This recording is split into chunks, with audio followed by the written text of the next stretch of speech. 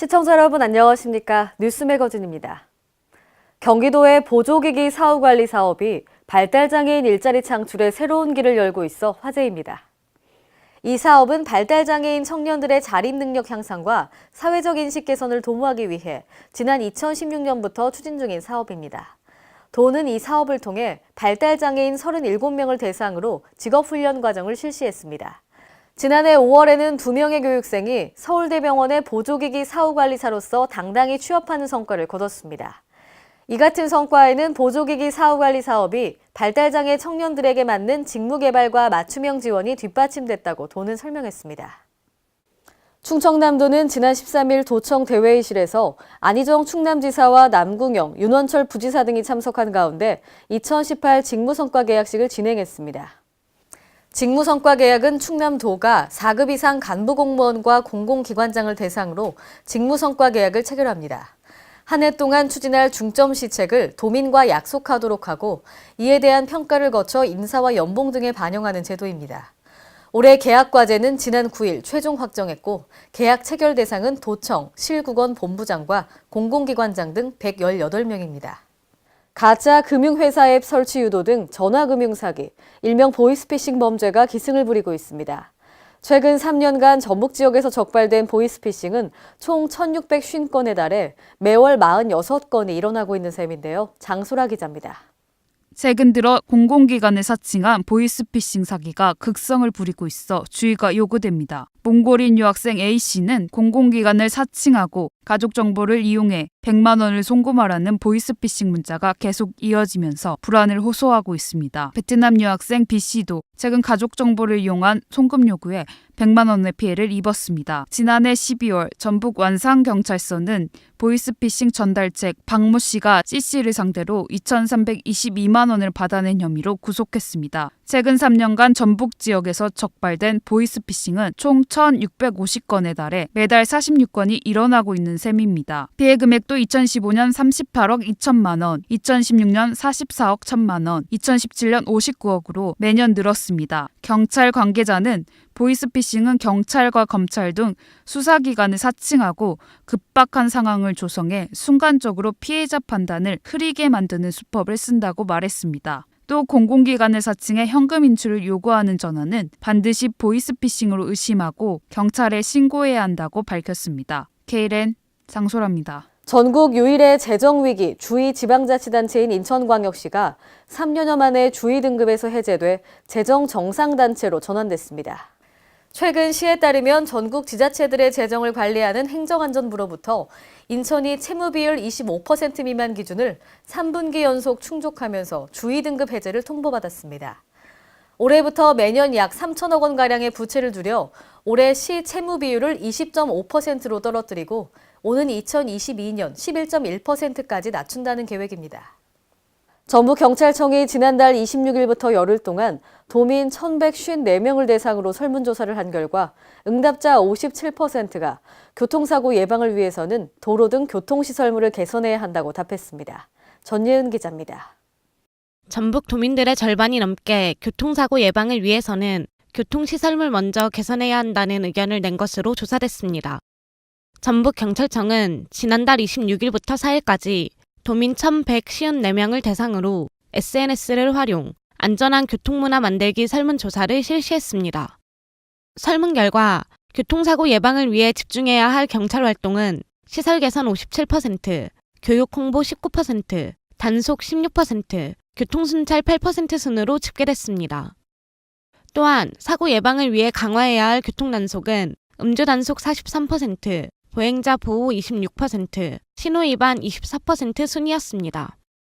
이에 따라 응답자들 대부분은 안전한 교통환경 조성을 위해 도로 개선과 단속 강화를 바라는 것으로 나타났습니다. 특히 응답자들은 사고 예방을 위해 필요한 교통시설로 무인 카메라와 중앙 분리대를 꼽았고 사람 중심 도로 환경이 중요하다고 답했습니다. 전북 경찰은 교통 안전과 관련해서 도민 여러분과 소통하고 그래서 공감할 수 있는 정책을 만들기 위해 이번 설문조사를 했고요. 그 결과는 적극적으로 저희 정책에 반영하겠습니다. KLN 전예은입니다. 지난해 특성화고 현장 실습생의 비극적 죽음에 사회적 관심이 컸었습니다. 올해부터 현장 실습이 파견형에서 학습형으로 바뀌는데요. 하지만 구체적인 계획이 나오지 않아 기업과 학교 등은 혼란을 겪고 있습니다. 장소라 기자입니다. 올해부터 직업계 고등학생들의 현장 실습이 종전 취업형에서 학습형으로 바뀌었으나 일선고등학교는 해당 정책에 대한 구체적인 안이 없어 우왕좌왕하고 있습니다. 교육부가 신학기를 앞두고 있는데도 지금까지 학습형 현장 실습에 대한 구체적인 안을 발표하지 않자 일선고등학교나 교육청은 손을 놓고 있는 상황입니다. 기존의 산업체 파견 현장 실습이 노동 착취나 인권 침해 논란이 일면서 올해부터 학습형 현장 실습으로 바뀌었습니다. 이와 관련 일선 직업계 고등학교는 중소기업들은 노동 인력을 필요로 하는데 학생들의 교육까지 감당하는 학습형 현장 실습에 대해 우려 섞인 시선을 보내고 있습니다. A고등학교 B취업부장은 중소기업의 경우 근로시간에 성과를 내기 바쁜데 교육시킬 인력이 있을지 모르겠다고 회의적인 반응을 보냈습니다. 학생들 또한 학습형 현장 실습이 시행되면 조기 취업은 사실상 할 수 없는 상황으로 직업계 고등학교 학생들의 취업에도 안 좋은 영향을 끼칠 거란 반응입니다. 또 기반 여건이 갖춰지지 않고 영세한 중소기업들은 학습형 현장 실습에 소외되는 것은 아닌지 부정적인 입장을 보였습니다. K랜 장소라입니다. 원활한 지방도 유지 관리를 위해서는 도로관리원이 존재합니다. 그런데 2001년 이후 현재까지 전라북도의 지방도는 201km가 늘어났지만 도로관리원 수는 제자리인데요. 어찌된 일인지 김경모 기자가 취재했습니다.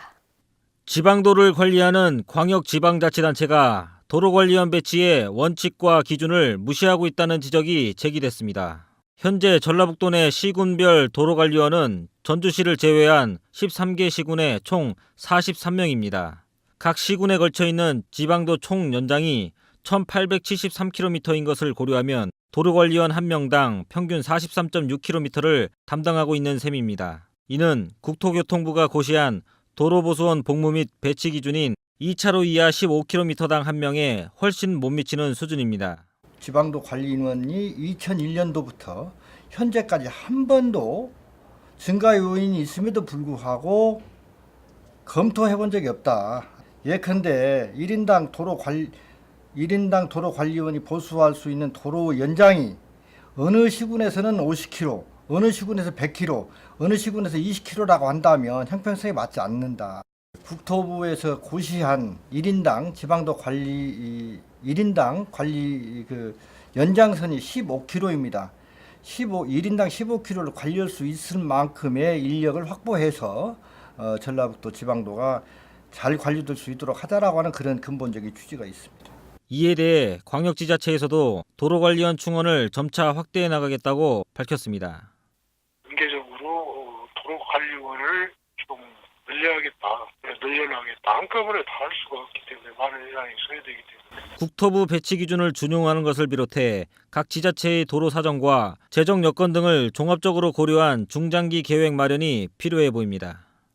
K랜 김경모입니다. 오늘의 간추린 뉴스입니다. 대구 지역 중소상공인 온라인 공동 브랜드관인 다채몰이 가파른 성장세를 보이고 있습니다. 다채몰은 현재 누적 입점 기업이 270개사에 달하며 총 누적 매출액이 185억 원에 달합니다.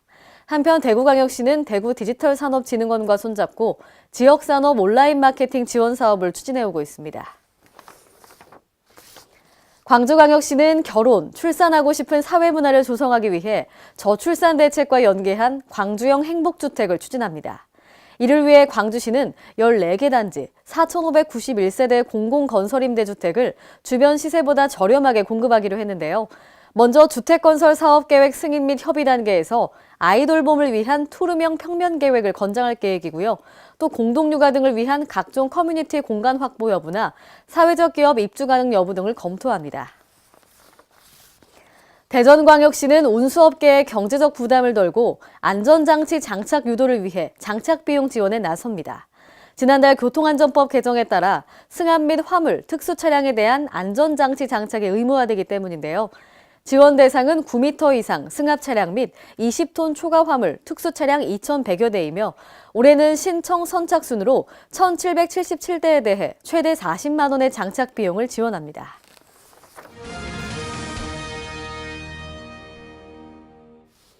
오늘의 단신입니다. 행정안전부는 대구, 강원, 전북 등 일부 지역에서 생활, 공업용수 가뭄이 지속됨에 따라 철저한 대비가 필요하다고 밝혔습니다. 현재 전국 농업용 저수지의 저수율은 평년의 90% 수준에 이르고 있는데요. 그러나 저수율이 낮아 주의 단계에 있는 울산이나 경북, 경남 등 남부지방 3개 시군은 현재 수준이 5월까지 지속될 것으로 전망됩니다. 또 전국 다목적댐 평균 저수율이 예년과 비슷한 수준으로 남부지방 중심의 가뭄 상황이 경북이나 강원 영동 지역으로 확산될 것으로 전망됩니다. 행정안전부는 2016년 6월부터 마을 세무사 제도를 도입해 전국으로 확대 운영하고 있죠. 마을 세무사 무료 상담 건수가 5만 건을 돌파했는데요. 이 제도는 세무사들의 재능 기부를 통해 국세와 지방세 관련 무료 세무 상담을 제공하는 제도입니다. 올해에는 생활 속 세무 고민을 더 쉽고 편리하게 해결할 수 있도록 직접 찾아가는 상담 서비스를 확대 운영할 계획입니다. 이상으로 뉴스 매거진을 마칩니다. 시청해주신 여러분 고맙습니다.